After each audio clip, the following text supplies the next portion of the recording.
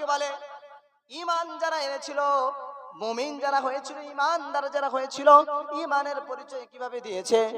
যখন এই কথা বলেছিল চোখগুলোকে গরম করে লাল লাল করে যখন রোমের সম্রাটের কাছে বলেছে, হে রোমের কুকুর, কুকুরের সঙ্গে যখন তুলনা দিয়েছে, তখন রোমের বাদশা রেগে গেল, রাগান্বিত হয়ে গড় গড় গড় গড় খুলতে।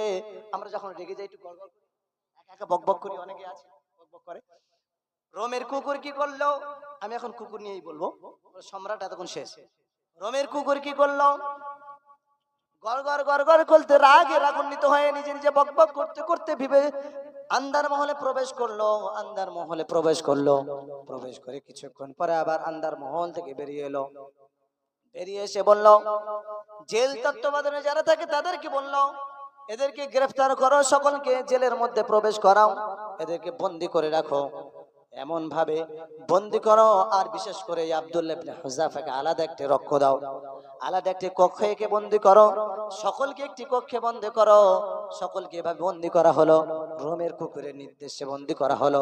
বন্দি করার পরে হযরত আব্দুল্লাহ ইবনে হুযাফার নির্দেশ দেওয়া হলো, ওই আব্দুল্লাহ ইবনে হুযাফা যে রুমের মধ্যে থাকবে, ওই রুমে তোমরা সারাক্ষণ নজরদারি করে রাখবে, ওর কোনো রকম খানা পিনা দেবে না, খানা পিনা দেবে না, যতক্ষণ না মরণাপন্ন হয়। যখন একেবারে মরণাপন্ন হবে, মর হবে, মরে যাব হবে, একেবারে শেষ মুহূর্ত হবে, সেই মুহূর্তে তোমরা আমাকে খবর দেবে, সেই মুহূর্তে আমাকে খবর দেবে। কথা বলার পরে হযরত আব্দুল্লাহ ইবনে হুযাফাকে একটি রুমে রাখা হলো, সকল বন্দীদেরকে আরো একটি রুমে রাখা হলো। যখন রাখা হলো, দীর্ঘ 1 সপ্তাহ কোনো রকম পানীয় খাবার দেওয়া হয় নাই, 1 সপ্তাহ পানীয় খাবার দেওয়া হয় নাই, কোনো রকম ভাত ডাল রুটি কিছুই দেওয়া হয় নাই, কোনো খাবার দেওয়া হয় নাই, পানি দেওয়া হয় নাই। একেবারে হযরত আব্দুল্লাহ ইবনে হুযাফা রুগ্ন শুকনো হয়ে গেছে, একেবারে দুর্বল হয়ে গেছে। 1 সপ্তাহ যখন চলে গেল, জেল বন্দী যে রক্ষী ছিল, যে পরিদর্শনে ছিল, যে লক্ষ্য রেখেছিল, সেই ব্যক্তিটা ছুটে ছুটে গিয়ে ওই রোমের কুকুরের কাছে গেল। রোমের বাদশা কুকুরের কাছে গিয়ে বলল, হে বাদশা, হে রোমের কুকুর, হে বাদশা, ওই আব্দুল্লাহ ইবনে হুযাফা যার কথা আপনি বলেছিলেন, সে একেবারে নিস্তেজ হয়ে গেছে, হয়তো মরে যাবে, যদি খানা পিনা না দেওয়া হয় হয়তো মরে যাবে। এই কথা শোনার পর ওই রোমের কুকুর কি করলো? সাথে সাথে বললো, তাড়াতাড়ি একটা ডাক্তারে নিয়ে যাও, আর কিছু খাবার নিয়ে যাও, আর কিছু পানি নিয়ে যাও। সকল বেদিন ইহুদি নাসারা তারা জানে যে ঈমান যদি দূর করা যায়, ঈমান নামক বস্তুটা যদি শেষ করে দেওয়া যায়, সরিয়ে দেওয়া যায়, তো সারা মুসলমান ধ্বংস হয়ে যাবে, আর তাদের কাছে কোনো মুসলমান বলে কোনো রকম অস্তিত্ব, ইসলাম নামক কোনো অস্তিত্ব থাকবে না। এটা সব ইহুদি নাসারা যারা হচ্ছে লিডার, তারা সবাই জানে যে ঈমানটা যদি দূর করা যায়, ঈমান কিসে কিসে নষ্ট হবে এটাও তারা জানে। কি করলো রোমের বাদশা? বললো, তবে ওকে খাবার দেবে বটে, পানীয় খাবার দেবে বটে, ওই পানীয় খাবারের মধ্যে শরাব পান করিয়ে দেবে, শরাব মিশ্রিত করে দেবে, মদ মিশ্রিত করে দেবে। শুধু তাই নয়, যে খাবার দেবে ওই খাবারের মধ্যে শূকরের তেল দেবে এবং শূকরের মাংস দেবে, যেটা আমরা খাই না, যেটা আমাদের জন্য হারাম। এই এই জিনিস কোন কোন বস্তুগুলো আমাদের জন্য হারাম তারা কিন্তু জানে। প্রতিনিয়ত রোলার চালিয়ে যাচ্ছে, মিলিয়ন মিলিয়ন অর্থ তারা খরচ করছে এই মুসলমানদের ঈমানকে ধ্বংস করার জন্য।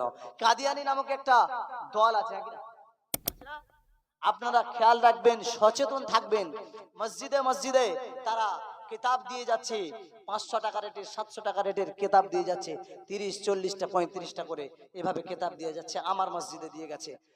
গত গত 7 বছর পূর্বে যখন সর্বপ্রথম আমি ওই মসজিদে এসেছি, 7 বছর পূর্বে, সেই সময় কিছু কিতাব দিয়েছে, কিছু কিতাব জানালা জানালা রেখে চলে যায় তারা, কারোর সঙ্গে আচরণ করে না, কারোর সঙ্গে কথা বলে না।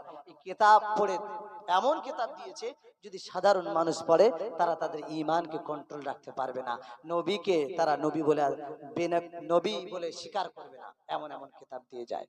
তো কাদিয়ানীরা এরকম কিতাব দিয়ে যাচ্ছে। এই বছরেই গত মাসে প্রায় 35টা কিতাব আমাদের মসজিদে দিয়ে গেছে। আমরা না থাকায় একেবারে যে সময় দেখবে কেউ থাকে না, সেই সময় মসজিদের জানালায় দিয়ে যায়, যেখানে কোরআনের তাক করা আছে সেখানে রেখে যায়। সেই বিজ্ঞান এবং ইসলাম এরকম একটা কিতাব দিয়েছে, সেই কিতাবের মধ্যে একটা চ্যাপ্টার আমি পড়ে দেখলাম। আমি কিতাব আসলে সকলকে দিই না, আগে নিজে পড়ি, যাচাই করি, তারপর দিই। দেখলাম গতবারের গুলো আমি তো সাথে সাথে নিয়ে চলে গেছি বাড়িতে, সবগুলোকে নিয়ে একেবারে গচ্ছিত করে দিয়েছি। সেখানে কোরআনের আয়াত কিছু লিখেছে, সেজন্য আমি অপমান করতে পারলাম না, সেগুলোকে গুছিয়ে রেখেছি, একদম একেবারে কেউ সেটা পাবে না। তো এই কিতাবগুলি যখন এসেছে, এই কিতাবগুলো আমি দেখলাম, একটা চ্যাপ্টার পড়লাম, যেটা হচ্ছে খাতনার বিষয়ে আমরা পড়লাম। খাতনার বিষয় যখন পড়েছি, তখন শেষ ভাগে যেটা বলতে চেয়েছে যে এই খাতনাটা একেবারে প্রযোজ্য নয়। এই খাতনা যদি করতে হয় দিলের খাতনা করো, এটা ওরা বলছে। খাতনা যদি, খাতনা মানে কি মুসলমান কি না, গ্রামীণ ভাষা আর আরবি ভাষা খাতনা, হ্যাঁ কি না?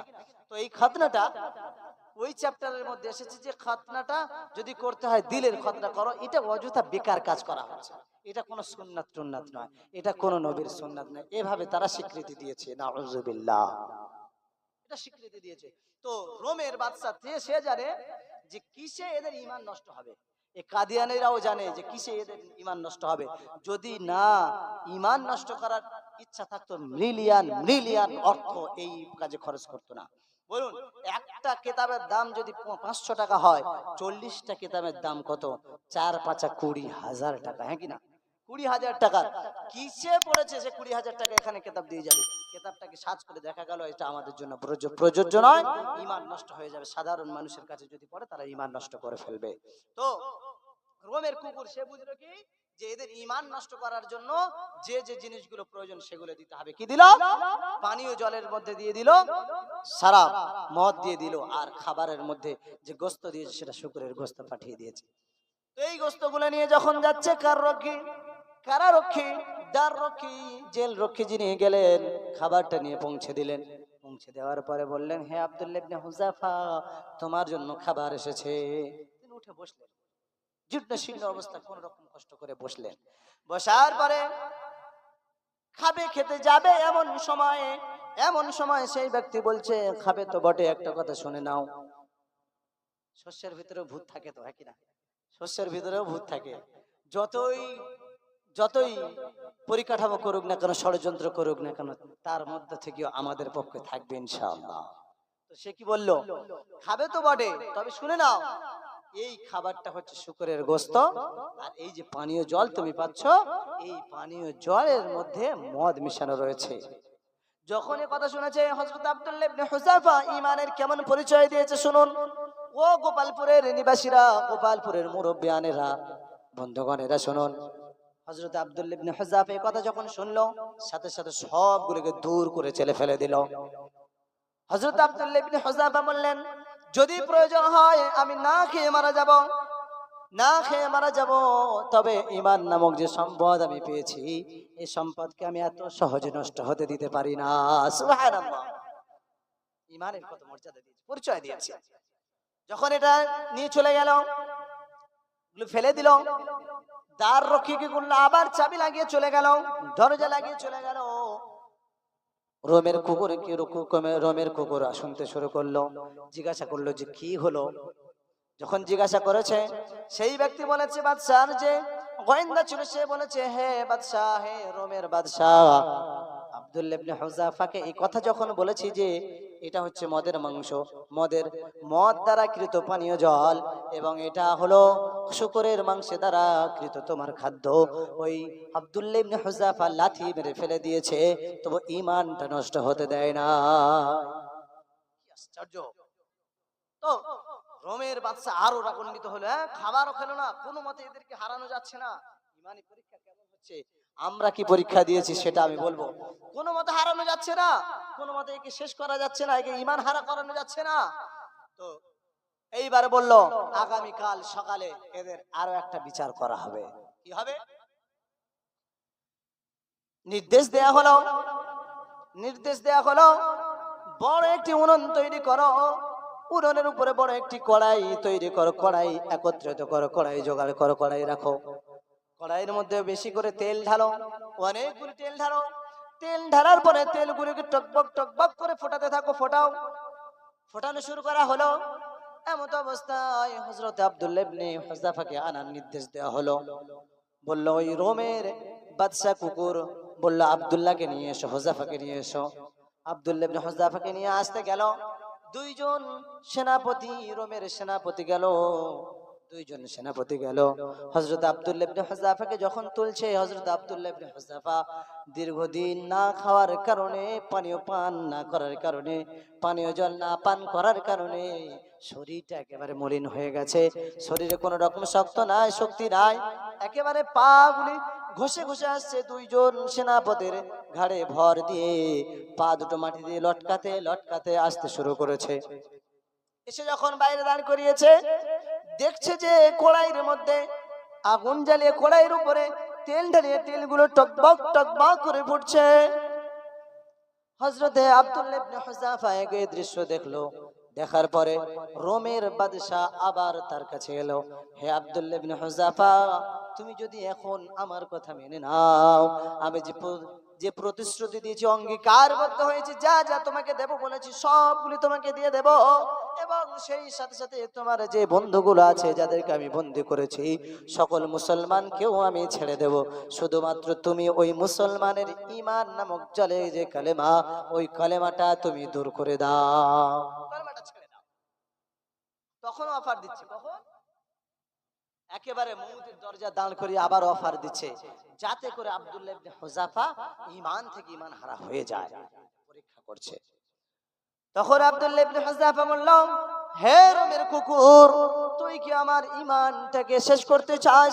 ঈমানটাকে ক্রয় করতে চাস? দুনিয়ার সম্পদ দিয়ে আমি ঈমানকে ক্রয় করব, বিক্রয় করব না। যদি বিক্রয় করতে হয় আখিরাতের সম্পদ দিয়ে আমি বিক্রয় করব। তুমি আমাকে যতই মরণের ভয় দেখাও না কেন, আমি আব্দুল্লাহ ইবনে হুযাফা ঈমান নষ্ট করতে পারি না। সুবহানাল্লাহ, কি আশ্চর্য! শুধু তাই নয়, যখন এই কথা বলল, রোমের সম্রাট রেগে গেল। রেগে গিয়ে বলল, ওই সৈন্যদের মধ্যে 40 জন যে সাহাবী, 40 জন মুসলমান সৈন্যকে যে বন্দী করা হয়েছে তার মধ্যে একজনকে ধরে আনো। একজনকে ধরে আনা হলো। ধরে যখন আনলো, রোমের বাদশা বলল, আব্দুল্লাহ ইবনে হুযাফাকে ধরো, এইরকম চাগিয়ে দেখাও, চাগিয়ে ধরে রাখো, সে যেন দেখতে পায়। কিরকম কষ্ট দিচ্ছে দেখুন, ঈমান হারা করানোর জন্য কি প্রচেষ্টা চলছে। ওই যে তেল টকবক করে ফুটছে, ওই ফুটন্ত তেলের দৃশ্যমান দৃষ্টি, দৃশ্যমান ব্যবস্থাপনা হযরত আব্দুল্লাহ ইবনে হুযাফাকে দেখার জন্য প্রস্তুতি করানো হচ্ছে, যে তুমি দেখবে। যে ব্যক্তিটাকে ধরে আনা হলো, জেলখানার বন্দিশালা থেকে যাকে আনা হলো তাকে নিয়ে যাওয়া হচ্ছে ওই তেলের দিকে। হযরত আব্দুল্লাহ ইবনে হুযাফাকে বলছে, হে আব্দুল্লাহ ইবনে হুযাফা, তুমি যদি এখনো আমার সিদ্ধান্তকে মেনে নাও, আমার অফারটাকে যদি তুমি মেনে নাও, আমি যা প্রতিশ্রুতি দিয়েছি, আমি যা অঙ্গীকারবদ্ধ হয়েছি সবগুলি তোমাকে দেব। আর যদি তুমি না মেনে নাও, তোমার এই বন্ধু, তোমার যে বন্ধু, মুসলমান বন্ধু, তোমার যে সৈনিক, তোমার যে সাথী, এই সাথীর মধ্যে একজনকে এখন ধরে আনা হচ্ছে, একে ওই তেলের মধ্যে ফুট ফেলে দেওয়া হবে। যদি তুমি মেনে নাও তাহলে সবগুলোকে ছেড়ে দেওয়া হবে, যদি না মেনে নাও তোমার এই বন্ধুকে এই তেলের মধ্যে ফেলে দেব। আব্দুল্লাহ ইবনে হুযাফা নিজের সিদ্ধান্তের উপর অটল হয়ে রয়েছেন, অটল সিদ্ধান্ত নিয়ে রয়েছেন। রোমের সম্রাট কি করলেন? নির্দেশ দিয়ে দিলেন। যখন নির্দেশ দিলেন, ওই ব্যক্তিকে নিয়ে ওই ফুটন্ত তেলের মধ্যে ওই সাহাবীকে ফেলে দিলেন। ফেলে দেওয়ার সাথে সাথে সাহাবী, আল্লাহ রাসূলের সাহাবী, আল্লাহ রাব্বুল আলামিনের প্রিয় বান্দা, কালেমা ওয়ালা বান্দা, ওই টকবকে আগুনের মধ্যে পড়ে, মাছ যেমন আমরা তেলের মধ্যে যখন দিলে ভেজে যায়, একেবারে মানুষটা, ওই যে সৈন্যটা, ওই যে ইমানদার ব্যক্তিটা মাছ ভাজার মতো ভেজে গেল। মাছ ভাজার মতো ভেজে গেছে।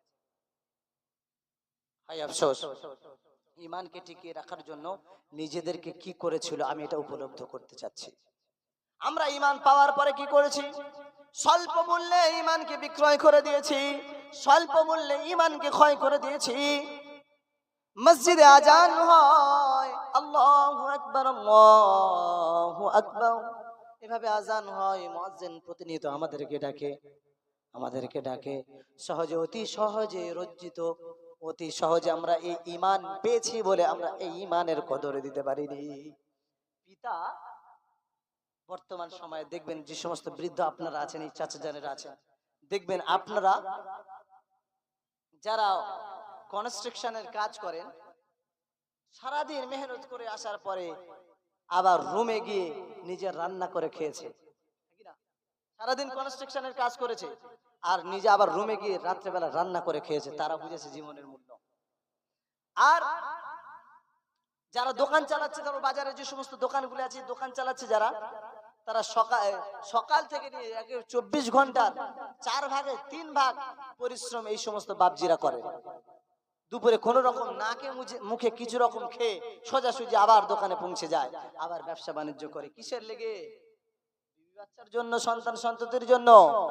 এই সন্তান সন্ততি সহজে এই অর্থ পাওয়ার কারণে রাত্রি 12টা 1টা 2টো পর্যন্ত ক্যাথা মুড়ি দিয়ে ওয়াজ করে। ক্যাথা মুড়ি দিয়ে ঘিসুম ঘিসুম ওয়াজ করে, ঠুসঠাস আওয়াজ হয়। ক্যাথার মধ্যে ফ্রি ফায়ার, ক্যাথার মধ্যে পাবজি, ক্যাথার মধ্যে পাবজি সব চলছে। এরা মূল্য দেয়নি, আর কি করে? রাত 12টা 1টা পর্যন্ত জেগে সকাল 10টা 9টা বেজে যাচ্ছে, তবু এই সন্তান উঠছে না। তাহলে এরা এই সম্পদের মূল্য দিতে পারেনি, হ্যাঁ কি না?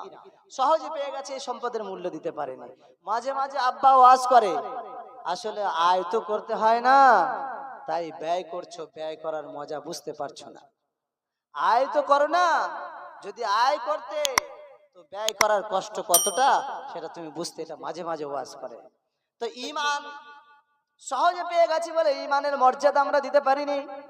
ঈমান সম্পদ যেটা আমাদের মধ্যে রয়েছে, সম্পদকে আমরা গুরুত্বপূর্ণ আচরণ করতে পারিনি, সম্পদকে গুরুত্ব দিতে পারিনি, এই সম্পদকে গুচ্ছিত হিসেবে আমরা রক্ষা করতে পারিনি। যদি ঈমানকে গচ্ছিতভাবে রক্ষা করতে হয়, সাহাবায়ে কেরাম আজমাইন যেভাবে শুধুমাত্র ঈমানকে রক্ষা করার জন্য, ইসলামকে প্রচার ঘটানোর জন্য, ইসলামকে পরিহিত করার জন্য, পরিধি বাড়ানোর জন্য নিজেদের জীবনকে বিলীন করে দিয়েছে, যে কাজে নিজেদের জীবনকে বিলীন করে দিয়ে সেই কাজগুলো আমাদের করা উচিত কিনা বলুন? যে জন্য নিজেদের জীবনকে বিলীন করেছে সাহাবায়ে কেরাম আজমাইনরা, সেই কাজগুলো আমাদের করা উচিত। আমাদের তো আর এখন জিহাদ করতে হচ্ছে না, আমাদের তো জীবন দিয়ে জিহাদ করতে হচ্ছে না, হ্যাঁ কি না বলে? তো সেই সাহাবী হযরত আব্দুল্লাহ ইবনে হুযাফার সামনে যখন দেয়া হলো, হযরত আব্দুল্লাহ ইবনে হুযাফার চোখ দিয়ে টপ টপ টপ টপ করে পানি পড়ছে। যখন চোখ দিয়ে টপ টপ করে পানি পড়ছে, রোমের কুকুর বলছে, হে আব্দুল্লাহ, এইবার বুঝি আব্দুল্লাহ ঈমান হারা হতে পারে। বলছে এবার বুঝি আব্দুল্লাহ ঈমান হারা হতে পারে। আবারও অফার দেয়া হলো, যে অঙ্গীকার করেছি সব অঙ্গীকারগুলি আমি মেনে নেব এবং সবগুলিকে তোমাকে দেওয়া হবে, যদি শুধুমাত্র কলেমাকে তোমরা ছেড়ে দাও, ঈমান নামক বস্তুটা যদি তোমরা ছেড়ে দাও, তুমি যদি ছেড়ে দাও, আমি যে অঙ্গীকার করেছি সব অঙ্গীকার করে আমি পালন করব। তবু আব্দুল্লাহ ইবনে হুযাফা অটল, নিজের সিদ্ধান্তের উপরে অটল রয়েছে। কারণ জানে দুনিয়ার সম্পদ কিছুই নাই, তুচ্ছ।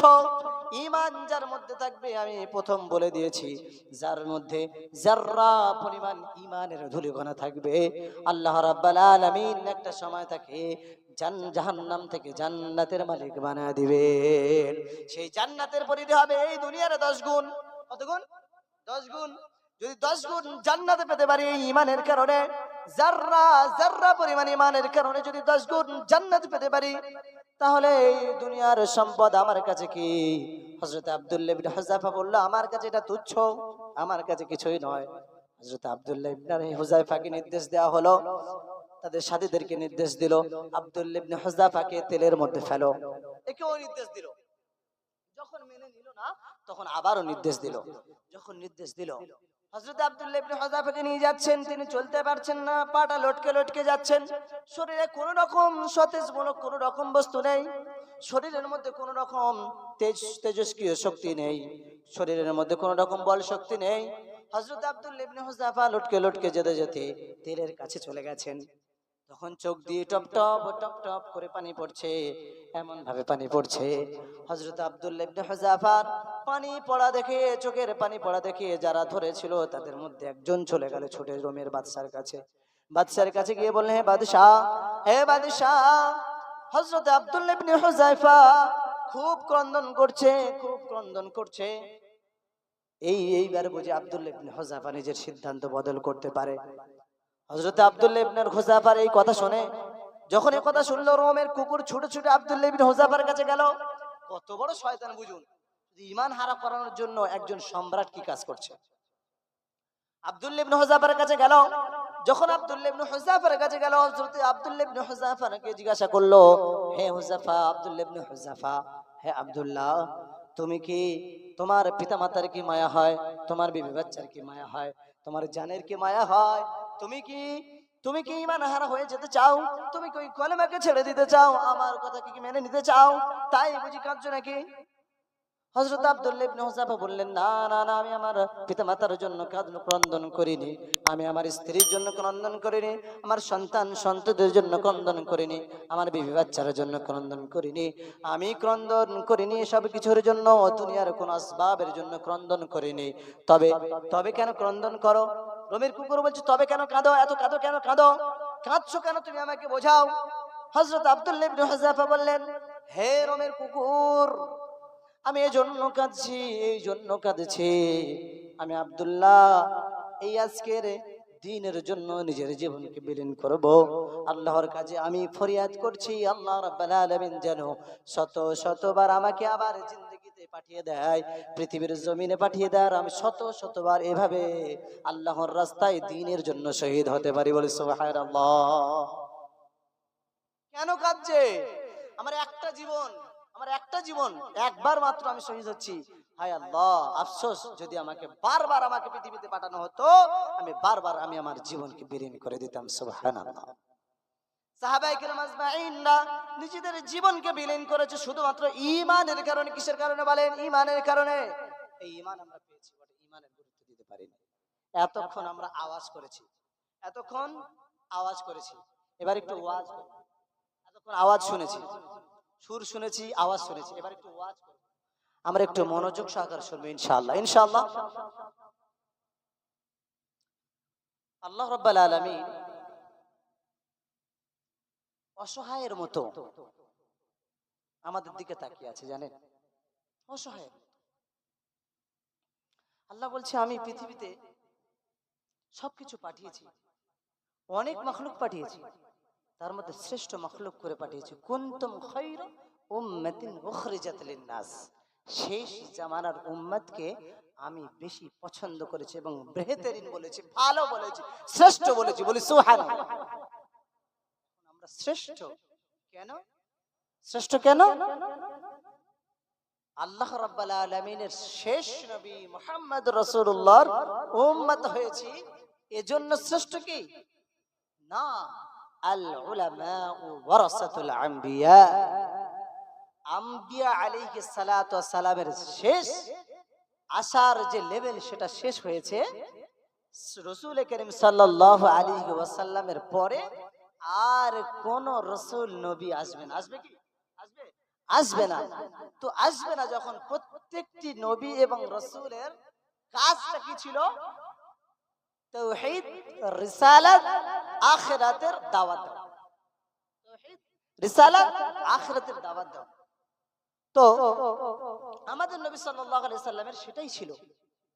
তো সেই রাসূলুল্লাহ সাল্লাল্লাহু আলাইহি সাল্লামের আসার যে ধারাবাহিকতা শেষ হয়ে যাওয়ার কারণে সেই ধারাবাহিকতার কার্যক্রম আমাদের উপর এসে পড়েছে। তাই তো বলা হয়েছে আল উলামা ওয়ারাসাতুল আম্বিয়া। উলামারা হলো আম্বিয়াদের ওয়ারিস। সুবহানাল্লাহ। এখন আল্লাহ রাব্বুল আলামিন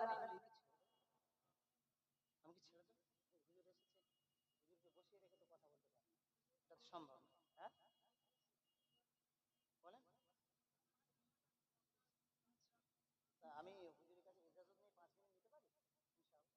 5 মিনিট নিচ্ছি, আপনারা সহযোগিতা করবেন। আপনারা কি চান 5 মিনিট চলুক নাকি? চলুক ইনশাআল্লাহ। ঠিক আছে, আমি তো খেয়াল রেখেছি। যাই হোক, কোন কথা বলছি না আপনারা একটু স্মরণ করেন দেখি।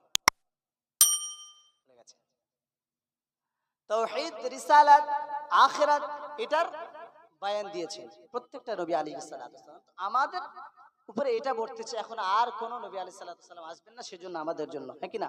আমি আপনি যারা আজ সকলের জন্য এটা, হ্যাঁ কি না? সবাই এটা করতে হবে। তো আল্লাহ রাব্বুল আলামিন শ্রেষ্ঠ করে পাঠিয়েছেন আমাদেরকে। ভালো করে, এটা গল্পের ছলে বলছি, আমি আর টানটুন দেব না। আমি বলেছি আওয়াজ শেষ, এবার ওয়াজ করছি, আর টানটুন নেই। তো আমাদেরকে পাঠিয়েছেন, আল্লাহ বলছে আমি সব পাঠিয়েছি, কেউ আমার জন্য কাঁদে না। নাসারা আমার জন্য কাঁদে না, ইহুদি আমার জন্য কাঁদে না, খ্রিস্টান আমার জন্য কাঁদে না, জীবজন্তু আমার জন্য কাঁদে না, সাগর আমার জন্য কাঁদে না, পাহাড় আমার জন্য কাঁদে না, সম্পদ আমার জন্য কাঁদে না, এই ধন দৌলত আমার জন্য কাঁদে না। আমার জন্য কাঁদবে, আমার জন্য কাঁদবে আশাবাদী হয়ে আমি আমার বান্দাদেরকে শ্রেষ্ঠ করে বানিয়ে দিয়েছি। দুই শ্রেণীর মানুষ, দুই শ্রেণীর মাখলুককে আমি সৃষ্টি করেছি। ওয়ামা খালাকতুল জিন্না ওয়াল ইনসা ইল্লা লিয়াবুদুন। জিন এবং ইনসান জাতিদেরকে সৃষ্টি করেছি আমাকে, আমার জন্য কাঁদবে। এখন বলুন, কেউ আল্লাহর জন্য কাঁদে না, কিন্তু আমাদেরকে কাঁদার নির্দেশ দেওয়া হয়েছে, আল্লাহর জন্য কাঁদার নির্দেশ দেওয়া হয়েছে। বন্ধুর সঙ্গে যখন রাগারাগি হয়ে যায়, বন্ধুর কাছে গিয়ে যখন চোখের পানি ফেলে ভুল স্বীকারোক্তি করা হয়, ওই বন্ধু কি যে প্রকৃত বন্ধু হবে, সে কখনো সেই বন্ধুকে তিরস্কার করতে পারে? বলুন, তিরস্কার করতে পারে? তো আমি প্রথমে বলেছি যে ভালো যদি বাঁচতে হয়, প্রথম কাকে ভালোবাসবো? আল্লাহকে ভালোবাসবো। তো আল্লাহকে ভালোবাসার কারণে আমরা যে ভুল করেছি, ভুল ভ্রান্তি করেছি, অনেক ভুল করেছি, গুনাহ করেছি, ভুল করেছি, নিজেদের জীবনকে একেবারে নফসের তাড়নায় পড়ে নফসকে খুশি করতে গিয়ে অনেক ভুলের মধ্যে ভরে গেছি। এই ভুলে ভরে যাওয়ার পরে যদি আমাদের শ্রেষ্ঠ বন্ধু মেনে নিতে পারি আল্লাহকে, আর আল্লাহর কাছে যদি আমাদের চোখের পানি ফেলে দিই, আল্লাহর কাছে যদি চোখের পানি ফেলে রোনা জারি করি, এই শ্রেষ্ঠ বন্ধু, প্রকৃত বন্ধু আমাদেরকে তিরস্কার কি করতে পারে? করতে পারে? বলুন, করতে পারে? তো আল্লাহ রাব্বুল আলামিন আমাদেরকে অবশ্যই তিরস্কার করবেন না। তাই রাতের অন্ধকারে, নির্জনতায় যে ঈমান আমরা পেয়েছি, ঈমান নামক সম্পদের সম্মানার্থে আমরা যে ভুল করেছি, ভুল পথে চলনা করছি, এই ভুল পথ থেকে ফিরে আসি, তওবা করে নেই, আর আল্লাহর কাছে রোনা জারি করে অবশ্যই অবশ্যই আল্লাহ রাব্বুল আলামিন আমাদের তওবাকে কবুল করবেন। তওবার মধ্যে শুধুমাত্র একটা জিনিস যদি থাকে, একটা গুণ যদি থাকে, আপনার তওবা কবুল করে নেওয়া হবে। কোন গুণটা জানার ইচ্ছা হচ্ছে? কোন গুণটা জানার ইচ্ছা হচ্ছে? সেই তওবার মধ্যে শুধুমাত্র একাগ্রতা হতে হবে, সেই তওবার মধ্যে শুধুমাত্র ইখলাস হতে হবে, একাগ্রতা হবে, কোনো কিছু শরীক থাকবে না। সেই তওবা করার সময়, চাওয়ার সময়, চোখের পানি ফেলার সময় শুধুমাত্র আমার জীবনে আল্লাহ এবং আল্লাহর রাসূল থাকবে, বলি সুবহানাল্লাহ। আল্লাহ রাব্বুল আলামিন আমাদেরকে কথা বলা এবং শোনার থেকে বেশি বেশি করে আমল করার তৌফিক দান করুক। সকলে বলে আল্লাহুম্মা আমিন। দেখুন, আমি ছোট মতো একটি ছেলে, আপনাদের সন্তানের ন্যায়, সন্তানের মতো আর ভাইয়ের মতো আমি কথা বলেছি, প্রচেষ্টা করেছি কিছু বলা দ্বীনের জন্য, আল্লাহর জন্য। দেখুন, এতে আমার কোনো স্বার্থ নেই, শুধুমাত্র আপনাদের তাগিদে আপনারা ফিরে আসুন, ঈমানকে মজবুত করুন, ঈমানকে টিকে রাখুন, এই আশায়। কোনো কিছু ডিমান্ড আমার নেই, আল্লাহর ইচ্ছে করব না জিন্দেগিতে, শুধু ইচ্ছা যে দ্বীনের কথা মানুষের কাছে পৌঁছে দেব। সুবহানাল্লাহ, এই কথা একজন অন্তত শিখুক আর এই আমলটা করুক, আর এই আমলের কারণে সেও জান্নাতি হোক, এই দুনিয়ার 10 গুণ পরিমাণ বড় জান্নাত সে পাক, আর আমার জন্য জান্নাতের অর্ডারটাও সে করে দেখ। সুবহানাল্লাহ, এই ইচ্ছায় আমি এসেছি। তো কথা বলার মধ্যে ভুল যদি হয়ে যায়, আল্লাহ রাব্বুল আলামিন আমাকে ক্ষমা করে, আল্লাহর কাছে ক্ষমা চাই, এবং আপনারাও যদি ভুল বুঝে থাকেন, কষ্ট পেয়ে থাকেন, ক্ষমা করবেন। ওমা আলাইনা ইল্লাল বালাগ। আসসালামু আলাইকুম ওয়া রাহমাতুল্লাহি ওয়া বারাকাতুহু।